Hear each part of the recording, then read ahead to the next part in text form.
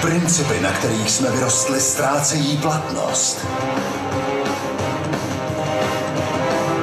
Hodnoty, kterými jsme věřili, ztratí provždy svoji cenu.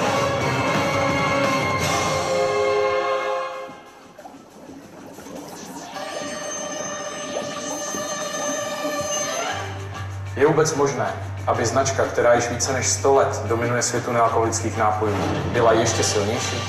Ano, je to tak. A my vám hned ukážeme jak.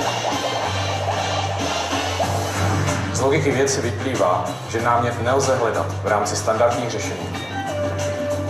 Povzbudit Coca-Colu znamenalo jít až na hranici lidských možností. Sen až na místo, kde se realita překrývá s fikcí. A právě tady se z kombinace nezměrné energie, génia a trochy štěstí zrodila novinka. Největší inovace značky Coca-Cola v posledních 20 letech. Coca-Cola Zero. Zdánlivě neslučitelná kombinace chuti Coca-Coly a nulového obsahu cukru je podstatou tohoto magického produktu.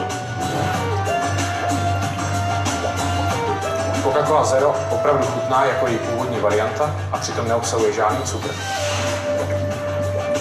Je-li to tak, pak v případě Coca-Coly Zero můžeme právem očekávat, že možné bude naprosto vše. A nemožné nebude nic.